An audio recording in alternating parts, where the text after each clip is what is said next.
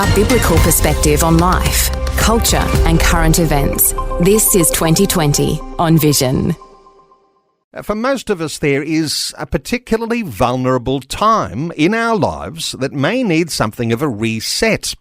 There's a complex transition that takes place from sometimes our late 30s into early 40s and then can extend into our 50s, where you can feel squeezed into so many areas of life, accompanied by major physiological, spiritual and social change. Well, our special guest today says many of the habits we set in our 20s and 30s need to be reimagined and rethought in what is known as the midlife slump. People in midlife feel like they're just getting through the day, or they're in survival mode instead of truly thriving. Daniel C. is an award-winning author, TEDx speaker, and productivity expert. He's written a number of books, but he's just completed a podcast season on how to navigate the midlife reset. And our absolute pleasure to be able to welcome back to 2020, Daniel C. Daniel, great to talk to you. Yeah, so good to be here. Thank you for having me on your show. Hey, Daniel, let's jump straight into this. We used to talk about midlife crisis for men and menopause for women, or a change of life thing that's happening on either side there. How do you see this? Is this sort of midlife reset necessary both sides? Yeah, absolutely. The midlife reset or the midlife squeeze is something that definitely happens to all of us somewhere around our typically, early to mid-40s into 50s. It's a genuine transition, meaning there are massive changes in our bodies, both for men and women, but particularly women. There are changes in terms of our social experiences and our spirituality. And so, look, of course, it can lead to crises, which we're well aware of. But what I think people aren't so aware of is that it's a genuine transition in life, and it's often a time that's really difficult for people. But I love to help people understand this and to almost normalize it and help them understand that there is a purpose and a reason for the midlife reset.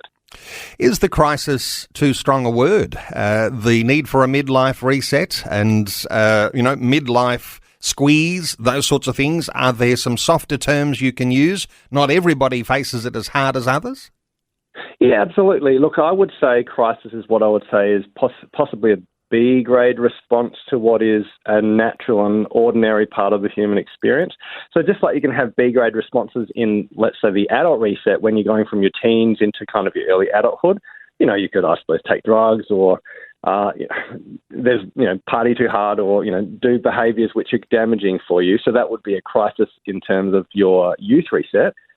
Similarly, I think, buying the expensive car and maybe ditching your spouse for a younger partner would be a crisis experience, but again, a B-grade response to what actually is a normal reset. So I think talking about the midlife squeeze or the midlife slump is probably more accurate, particularly because the happiness research says that most people around 47 experience a dip in their happiness compared to all other times in their chronological life. And in response to that loss of happiness, people sometimes do kind of behaviours that avoid the reality, and that's what we would call a crisis. Does that make sense? I think it makes sense, and the more we talk about it, the more sense I think it'll make, because sometimes you've got to talk through these things and go through a number of different dimensions, because some people would say if you're talking about a midlife issue, a midlife squeeze, a midlife crisis, that actually can happen at any age and with either gender. And when they say any age, it can happen when you're in your young years. You can even have that when you're way past this sort of 50s that we're talking about at the upper end. So I guess it can happen any time, depending on your circumstances.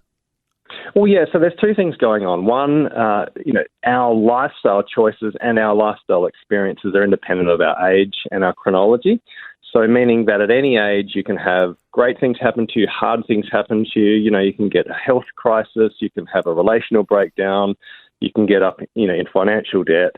And so any kind of circumstantial changes will then put us into a place where we feel like we're in a squeeze or a crisis. So that's absolutely true. But at the same stage, if you look at the longitudinal research of what happens at various stages in life, there are definitely transition points. So one would be your 20s, the other would be your mid-40s, and then typically around your mid-60s, 70s, there's kind of another type of transition. And these are actually not just social, they're actually biological as well. An example being, when you look at the research in terms of our molecules and our aging, we don't age in a linear way, meaning that we don't slowly get older as the years go by in terms of our health and our fitness. When you look at the actual molecules and the studies of our biology, we actually exponentially age at particular incremental points in time, which scientists call molecular milestones. And they match up with all the social research around the midlife slump as well, where our kind of our molecular changes occur at a particular age. I think it's around 46 and 66, 44 and 66. So again, it matches all the research in terms of these trajectory points of aging and therefore the experience of growing. Does that make sense? So it's different than just experience. You know, you've introduced us into a whole big new dimension there about molecular change at certain ages, 46-ish. We might talk some more about that, and there might be some listeners who might be across some of this detail.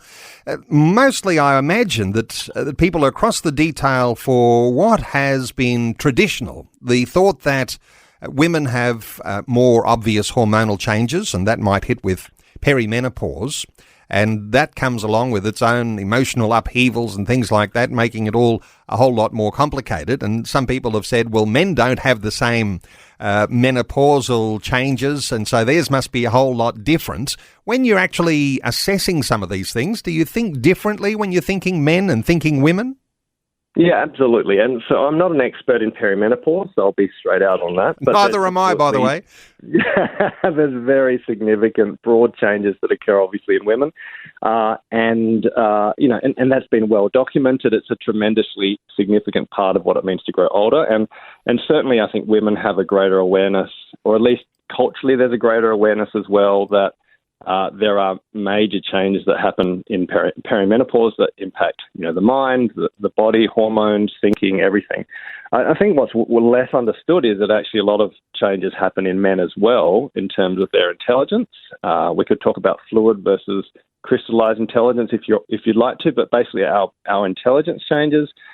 Sarcopenia, meaning our muscles break down in terms of men, and that's a significant thing. I just looked up the dates, the molecular milestones. It's 44 and 60 years. I made a mistake, but essentially it does still correspond to those two age range.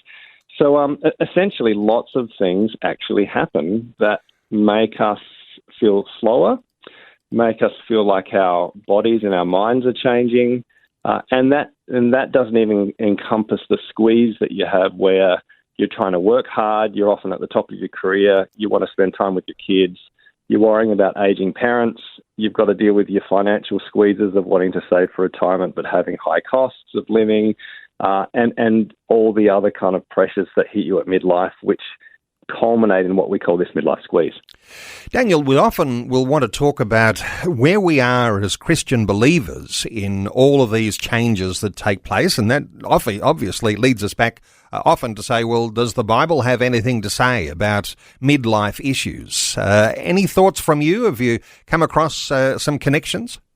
Yeah, absolutely. Look, I've certainly looked at this scripturally as well. I've got a background as a pastor, and what I would say is there's definitely in the kind of church history and the history of the saints and the Christian writings, there's a lot about the stages of life. There's a lot of awareness, particularly in Catholic writings, that there is a first phase of life, which we would say young adulthood, around 20 to 40. Then something happens in your midlife, around, let's say, 40 to 60, and then there's an older stage of life.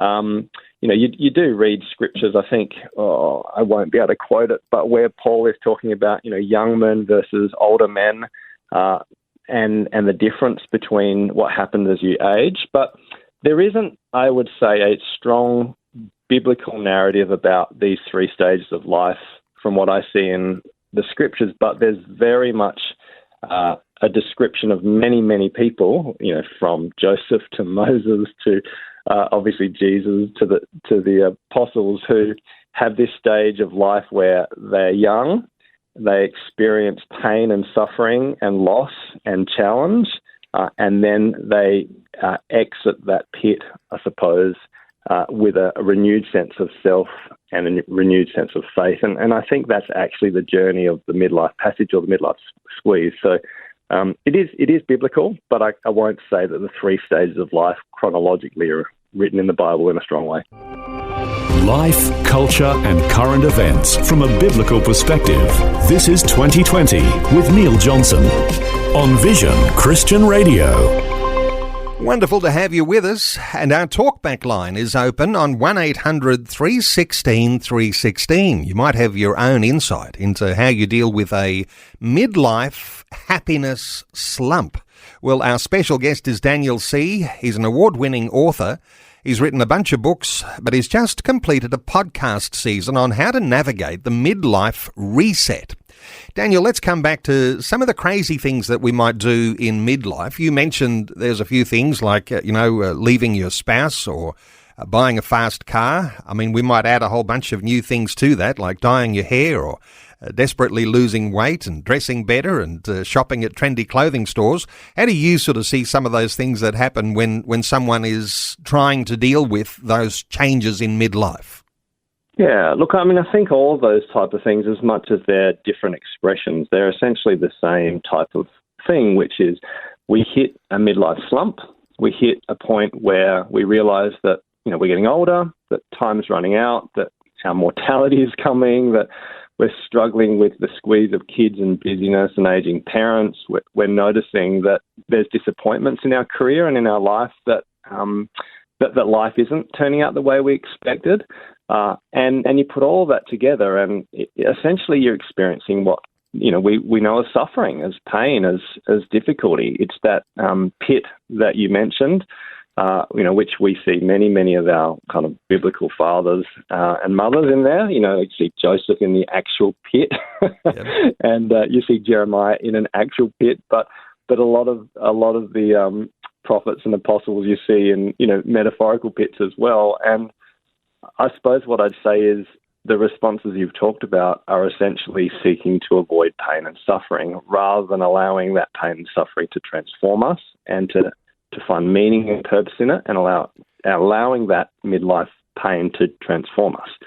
So I think the two main responses in midlife, if I was to summarise in a broad sense, one is to double down and the other is escapism. So to double down means that we say, look, what worked in our 20s and 30s used to work. It used to make life work, so therefore I'm going to do more of it. And typically it's work. Typically for guys particularly, but also for women, that will work harder, will push even stronger, or, if we did this for fitness in the past, we'll run harder, we'll run stronger, and we'll just ignore the reality that our bodies or our situations or our circumstances have changed. And doubling down doesn't work. And that's a typical kind of workaholism response where you end up then in your 60s with no friends, with a body that is kind of burnt out and a loss of meaningful relationships. The second would be escapism or hedonism, and that's buying the car and getting the younger girl. That's where we avoid pain. Rather than double down, we escape, but this time we've usually got more income to do it with. So, we can travel the world, we can spend lots of money, we can buy lots of toys, but it just doesn't lead to the types of satisfaction we want, and it doesn't actually solve the problems that cause the pain in the first place. Now, does that make sense? Those two, it does. And in conversations I've had in the past around midlife crisis that men face, and that whole idea of, buying the sports car or the motorcycle, wearing the gold chains, the thought that when you're talking about those things and navigating them by way of applying some spiritual wisdom, that thought that he who dies with the most toys wins, doubling down and, increasing your wealth, filling your barns, those sorts of things don't ultimately lead to the sort of satisfaction that people are looking for. And I imagine this word satisfaction or contentment is a part of how you would look like navigating the way forward. Well, absolutely. Now, so essentially, we are looking for contentment and we are looking for happiness. And in midlife, across all cultures and in all studies, there is a dip in happiness between about 45 to 52.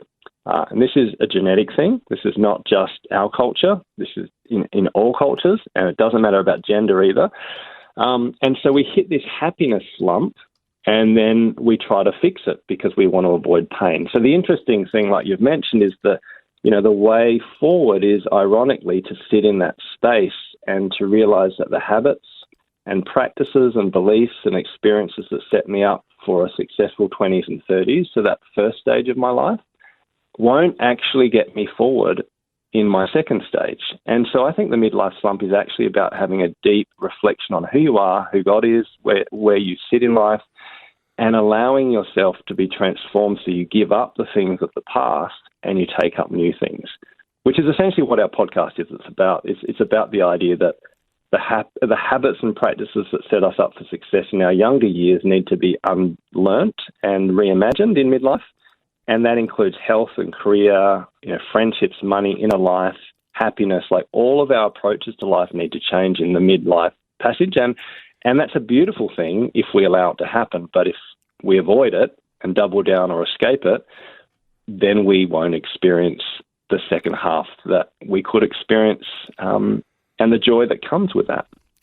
Daniel, over the years, I've had the joy of talking to various people about even one organisation. I don't think it exists anymore, and listeners can let me know if it does, but it was called Second Wind.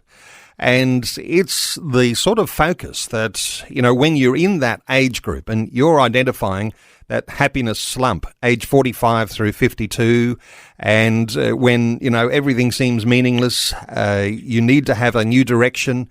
Is there a real opportunity here for, doubling down and serving the Lord, in finding a new way that is aligned with the mission of God? Is there something here which we ought to be looking for when we recognise that there is that happiness slump in our lives? Yeah, absolutely. And I do think it's actually this. I do think in many ways it's the opportunity to maybe be a worker, to be an elder, and we use the term elder in the scriptures, wise people who have the ability to then guide and bless and support the next generation. And I actually think that's what it is. I mean, if you think about when we lived in, let's say, tribes, when we, before we all became so wealthy and lived for so long, most of us actually died around 50 or 60 at the latest, right? And so what we're talking about is we're experiencing this major change internally and externally around our late 40s, 50s, which actually would have been the end of our life for most of humankind. The time where we actually were grandparents rather than just parents, and where we were passing on the role of being producers to being mentors, guides, elders, supporters of the next generation, which I think is what's happening physiologically.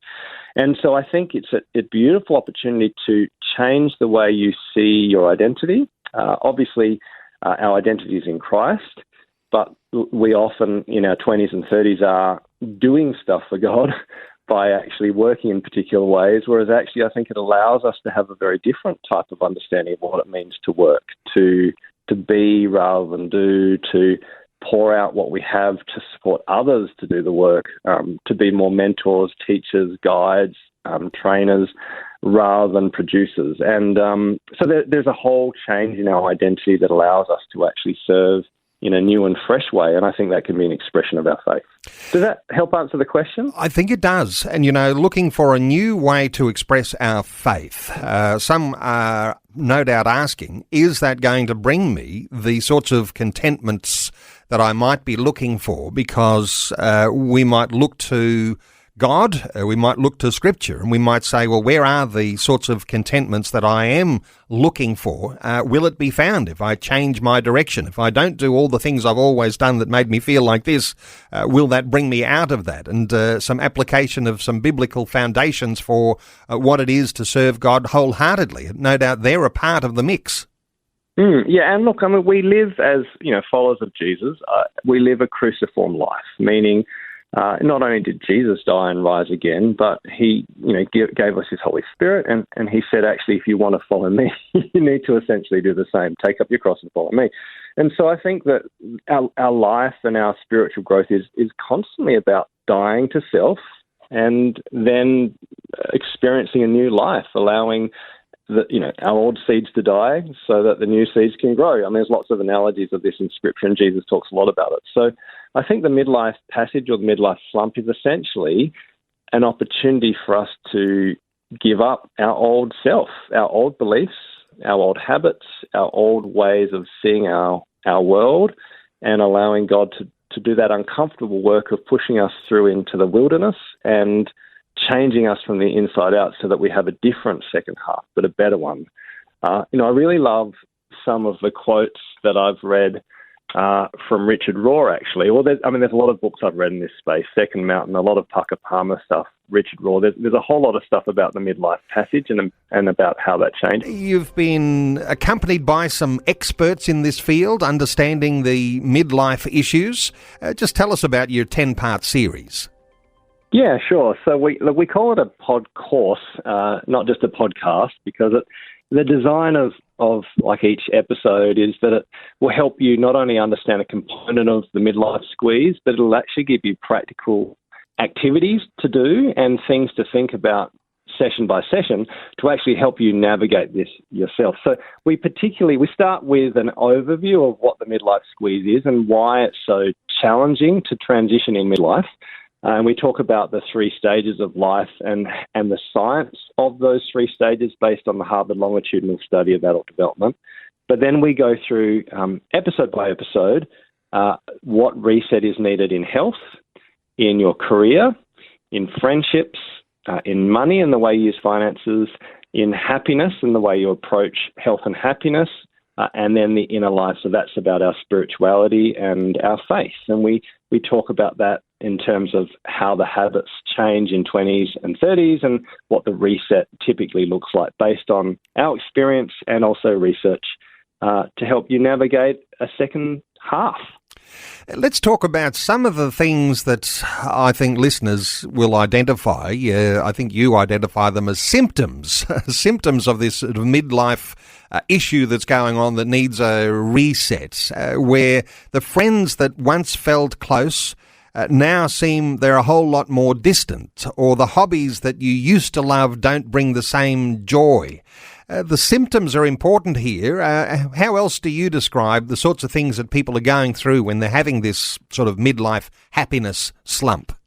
Yeah, look, I'm amazed at the conversations we've had with people, also listeners, since releasing this podcast. And the symptoms, as you mentioned, are very, very similar. There's a sense of feeling dissatisfied in life and disappointed. So maybe disappointed with things that haven't happened or disappointed with where you're at. And it's often not to do with external circumstances. I mean, sometimes it is. There might be a divorce or a relational breakdown, a redundancy, but often people say they just feel sadder and disappointed even though there's nothing necessarily to be sad about. It's pretty common to feel like you're really struggling with friendships. Particularly men neglect friendships in midlife and then they suffer. And they get so busy with work and with kids and with family and responsibilities because your 40s are your responsible years that what falls off first is self-care and also old friends. But again, the research in the longitudinal studies say that the number one predictor of happiness and health in your 80s is the quality of your friendship and relationships at 50. So it's really, really important to have quality, satisfying relationships. And yet we get squeezed. Women in particular tell me they feel invisible, that there's an invisibility that happens once you hit about midlife and you start to look older and society starts to ignore you and you kind of disappear, which is a really painful, difficult experience. So I can imagine that. It does happen for men, but usually a little bit later. And then there's just the internal wrestle that actually I feel like I'm a different person and things are changing, but I don't have a language for it. And society doesn't help me with it either. And therefore, I feel like I'm quite alone in this struggle. So my encouragement is that actually this is normal. Like this is not just one or two people. The vast majority of people somewhere in their midlife have a major midlife transition. And there's also purpose in it. That's the beautiful thing. I think God gives us purpose in this. It's the chance for us to grow and find a different type of joy and a different type of happiness and a different type of meaning and purpose that we didn't have in our 20s and 30s. But it's a painful transition, and we need to do it with others. A painful transition, and when it leads to, what you describe there as sadness, and it could be triggered by, or there could be some separation from even the health crises that we might go through in those middle type years. But if it goes to depression and you get burned out at work, those sorts of challenging things, they can really affect not only ourselves personally, but our spouse, our families. It really becomes like a family crisis, doesn't it? Oh, absolutely. I mean, and look, you can burn out at any age, and you can get depressed at any age. So I do want to separate the symptoms that are occurring with, let's say, medical or clinical issues compared with the broader sense of ennui or just dissatisfaction that occurs as we change in midlife. But definitely, there's definitely an increase in a whole lot of medical issues and challenges, both addictions and depression in midlife, that seem to be associated with not knowing how to navigate this stuff. I agree with you.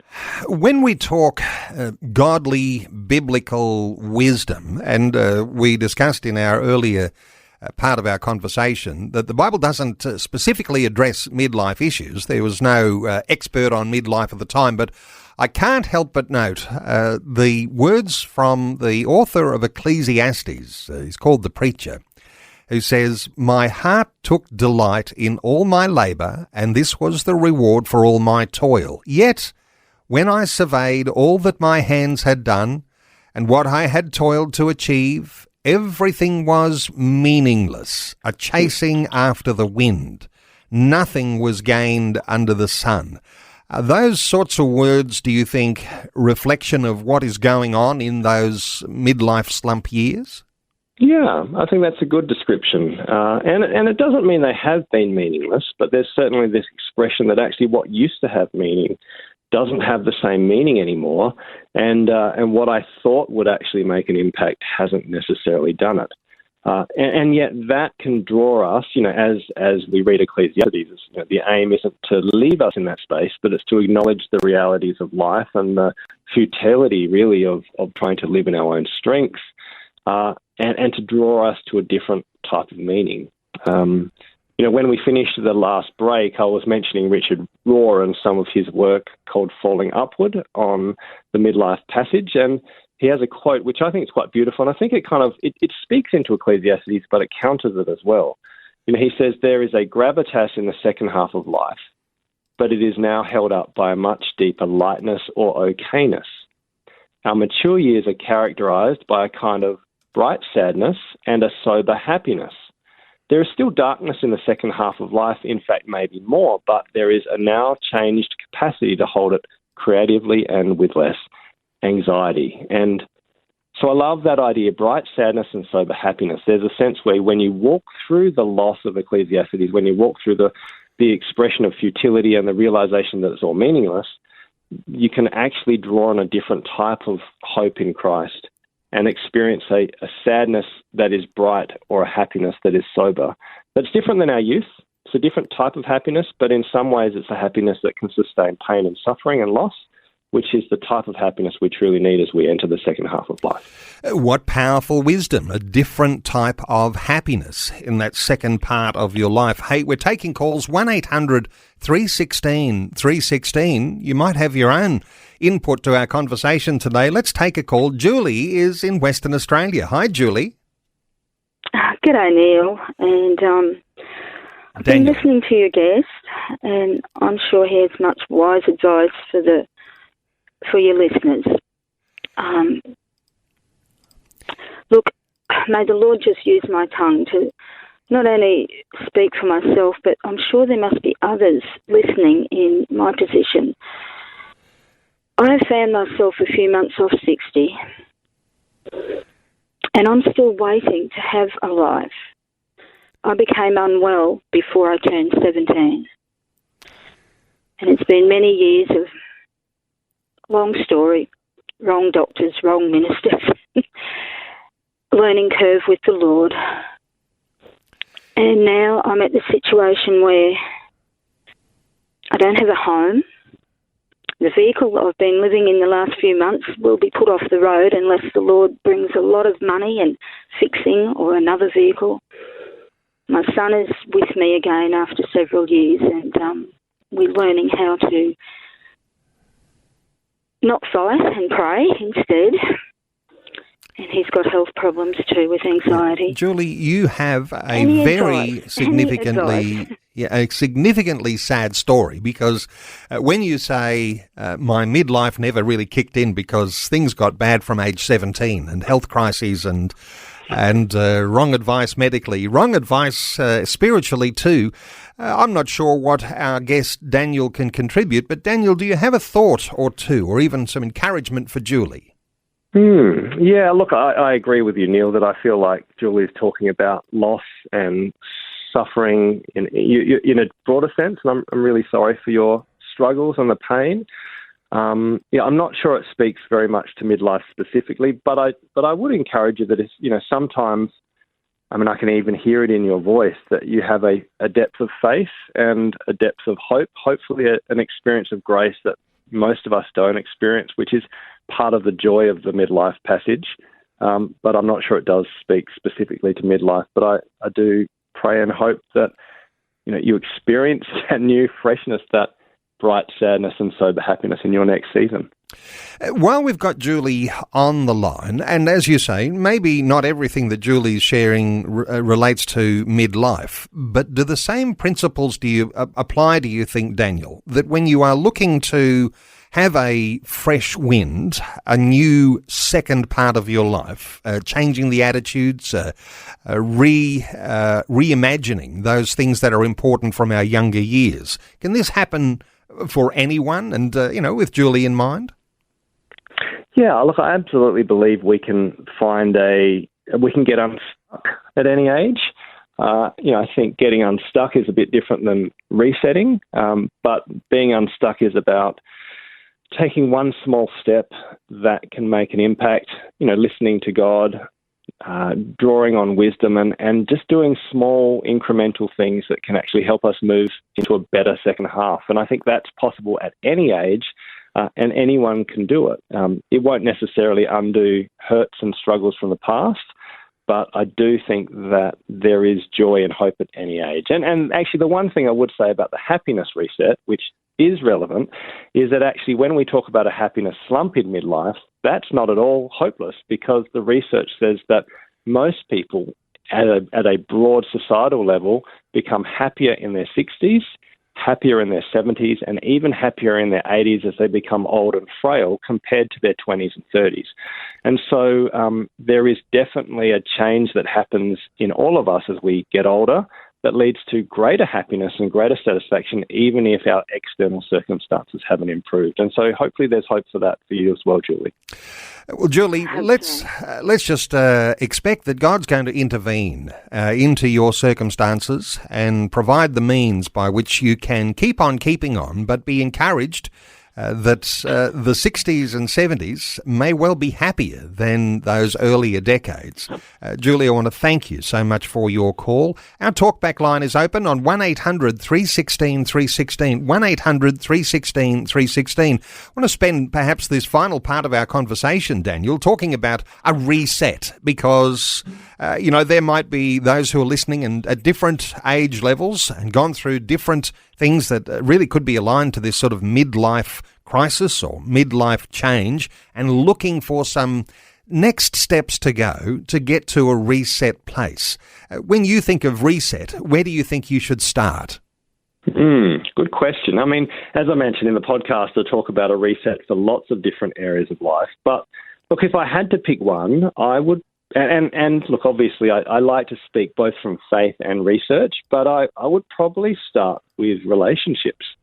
I do enjoy there was a great book called The Good Life, which summarized the longest study of human development ever through Harvard. They've tracked generations of people, and they've tried to help us understand what truly makes a difference in the long-term scheme of life. And their summary is that the quality of our relationships is the number one factor for human happiness, and the number one thing we regret if we don't have it as we look back. And yet friendships and relationships are often what get neglected in the chase for money and career and fitness and all the other things that we experience day by day. So if I was to pick one reset, I would actually say, invest more time in relationships with your kids, with your loved ones, and also with old friends to intentionally carve out space, even if it's a coffee once every 2 months, or a walk, to actually not neglect those people who you will actually want to spend your life with as you get older, and that when you look back at the end of your life, it'll be those friendships and those relationships that truly mean something to you in the long scheme of it. Daniel, what do you say to people who say, I can hear what you're saying about the friends. What I've got is, it's hormonal, it's chemical imbalances. Maybe I need to go and see a doctor and get prescribed all sorts of drugs. What are your thoughts here? Because some people might be thinking that the reset is all based on some sort of new scientific breakthrough, or a new course of drugs that'll make you feel good about yourself, or even a course of, what might even be, illicit drugs to try and lift your mood. What are your thoughts here for people who are thinking that there may be some other alternatives other than the things that we're talking about today? Look, I've been a church pastor, so obviously have a spiritual kind of way of seeing the world, a faith-based lens. I've been a physiotherapist and a health manager, so I've got a physical kind of lens in terms of science and medicine, and so I think we are physical, spiritual, emotional, relational beings. That is how God made us. We can't kind of have this dualistic way of saying this area of our life is how you solve this problem, but not this area. So I think we need to consider all of it in the right kind of measure. I do think in perimenopause there are sometimes the need for hormones to actually regulate some of the symptoms and struggles that you're experiencing, because modern medicine allows it. Same with if you are actually depressed, there's a role for medicine. There's also a role for physical exercise and resetting the way in which you stay fit when you're in midlife, which actually has to look different than when you're 20 and 30 because your body's changed. Relationally, I think we really need to invest in community and friendship in a fresh way. And in our midlife, it doesn't happen spontaneously anymore, generally because of how busy we are. So we need to be more structured. And obviously, spiritually, I do think that prayer and meditation and scripture and community are equally as important, but the mode by which we do it sometimes changes, and we need to reimagine our relationship with God and how we connect with Him personally, and walk through doubt and walk through struggle in order to experience a better second half. So there's no simple answer as why I did a 10-part podcast series on it, but I think it's all of it, both and, rather than and or, if that makes sense. Let's squeeze in one more call. Bernadette is in Kingston in South Australia. Hello, Bernadette. Hi there, Neil. Look, I'm just sharing I'm in my 70s now, and I've had lots of challenges. There were good things in my 20s, and then I had a marriage breakup and all sorts of, went through trauma, went through financial crisis, a whole lot of stuff. I had hormonal imbalances. Went on to natural stuff, and that helped me for a while. I've had relationships crash the last little while. A lot of stuff happened, but what's helped me get through a whole lot is my relationships with the Lord. I've even been involved in community organisations. I live in Kingston South East. I've been involved with the Flying Doctors for a while, and that was good, a op shop, and then that fell into it. But now I go to the gym twice a week with friends when I can. I find that really good to do that, health-wise, and it's just good. And I walk. I meet with a friend. We have lunch every week and have a Bible study, catch up and have coffee with friends. My family's all in New South Wales, but I've got Christian friends here, and I'm thinking, when I'm having a bad day, I'm thinking people overseas are having it worse, or there's someone who are homeless. I think of someone else who's suffering, and how can I help someone else, and try and have a positive attitude. Sure, stuff happens. We're living in a fallen, broken world, but Jesus coming back soon, and no matter what we go through, it's nothing compared to what He's gone through. And I think the Bible, I love the Christian radio, the magazines. What I enjoy doing now is getting the magazines and giving them out. That brings me a lot of joy, sharing with young people. That's a reason just for me. I just enjoy doing it, and they're so open to hear about the Lord, and so yeah, and I like reading books about Amish people. That's just my thing. Amish Christian romances, and it's just a positive escape. It's escape for me. And yeah, so Bernadette, you are a breath of fresh air for people who might be thinking, well, you know, I'm in trouble because I'm in the middle of all of this sadness and I'm feeling depressed and everything's going bad around me. And what a wonderful testimony you have in being able to describe the way that you've approached those years and learning to serve and forgive. It's really easy. I've had people that really hurt me, and I've really learned I have to forgive. I can be a bitter person full of bitterness, or I can be better, and I'm choosing to forgive daily and leave it at the cross. And God says, "Rejoice in trials." I'm saying, "Yes, Lord." Okay, and you know, and it's when we do it, even though it's hard, you know, you get the rest and the peace of God. He's worth everything, and like I said, it's just like. The Bible is full of lovely promises. Hold on to that. And then he said, look up. There's so much beauty all around me. The trees, the beach. I live down the beach. It's lovely down there. The sea air is refreshing. I don't drive, but I walk everywhere. I was privileged to go to Kapunda a little early this year with my friend. 2 bus trips up to Kapunda to see my friend's 80-year-old mum. Her sister, who had trouble with her phone. So we helped her with her phone. And then we had a lovely time in this lovely place.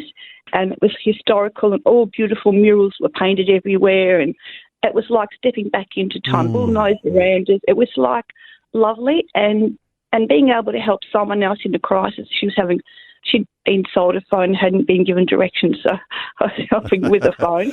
Bernadette, it sounds just wonderful. Be the friend that you hope that you'll find in a friend. And yeah, just beautiful. And a quick word here. Daniel, any thoughts here? Because Bernadette really, I think, sounds like she's just doing some amazing things with her own reimagining of what life is like. What are your thoughts here? Just a quick thought for Bernadette. Yeah, look, Bernadette, I mean, you've mentioned that you've moved past the midlife passage, so you're in that next phase, and it does sound like you've reimagined life. I see faith as being all of life. You know, every part of what we do can be an expression of our love for Jesus. You've talked about walking, you've talked about service, you've talked about reading, you've talked about prayer, you've talked about friendships, and I think it sounds like you've reimagined some of what it looks like on the other side of 40 and 50, so well done. Bernadette in Kingston in South Australia, thank you so much for your call. I need to wrap things up here because one of the things that I like to do, Daniel, as you know, is point people to a resource. When you're feeling like you're under the immense pressure of these changing things that are in your life, where do you go for help? Well, we mentioned that you had just completed a 10-part series. We call these things a podcast, but you're calling it a pod course because you're tackling different things in the series. It's been popular, hit number 3 in Australia for self-development. Tell us about this pod course again, because I know listeners will be able to get a link there on your spacemakers.au website. But tell us about this pod course, because no doubt there'll be lots of listeners who'd love to check in and hear what you've got to talk about a little deeper. Yeah, thanks, Neil. Look, it's called The Spacemakers, or The Spacemakers podcast. It's a blue cover if you look at it on Spotify or Apple Podcasts. But look, our heartbeat was to take the thinking and research and reading which we've done. So this is Matt Bain, who's also a pastor, and myself, and to put it into a 10-part short, sharp series so that you can navigate your midlife reset.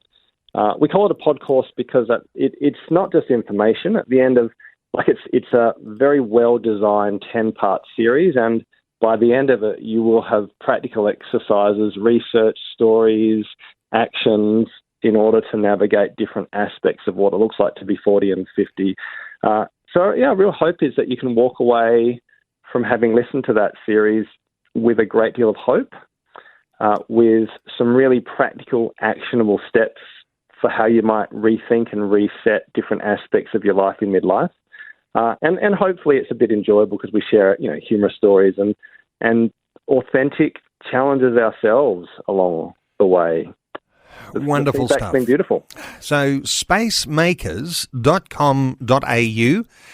Check out the podcast, and you might also want to just check out some of Daniel's books. Every time we have Daniel on, he overflows with tremendous wisdom. We've had him talking before about Raising Tech-Healthy Humans, a best-selling parenting book to help parents reset their children's tech habits and give them a great start to life. And then there was Spacemaker, how to unplug, unwind and think clearly in a digital age. So spacemakers.com.au. Daniel C., thanks so much for taking some time to share your thoughts and heart with listeners once again today on 2020.